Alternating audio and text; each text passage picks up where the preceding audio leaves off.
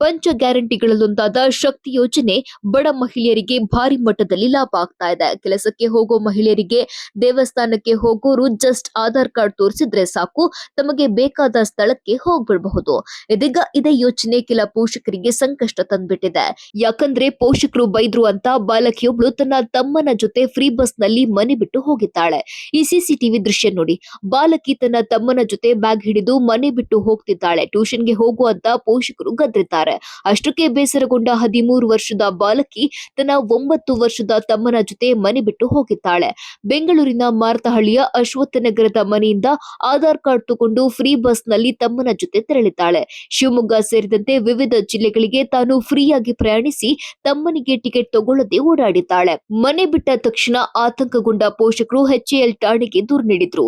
ತಕ್ಷಣ ಅಲರ್ಟ್ ಆದ ಪೊಲೀಸರು ರಾಜ್ಯಾದ್ಯಂತ ಪೊಲೀಸ್ ಠಾಣೆಗೆ ಮಾಹಿತಿ ನೀಡಿದ್ದಾರೆ. ಅಲ್ಲದೆ ಸಾಮಾಜಿಕ ಜಾಲತಾಣದಲ್ಲೂ ಪೊಲೀಸರು ಮಾಹಿತಿ ಹಂಚಿಕೊಂಡಿದ್ರು. ಬಳಿಕ ಸಾರ್ವಜನಿಕರೊಬ್ಬರು ಮಕ್ಕಳ ಬಗ್ಗೆ ಮಾಹಿತಿ ನೀಡಿದ್ರು. ಇದೀಗ ಮಕ್ಕಳನ್ನ ಸುರಕ್ಷಿತವಾಗಿ ಪೋಷಕರಿಗೆ ಒಪ್ಪಿಸಲಾಗಿದೆ.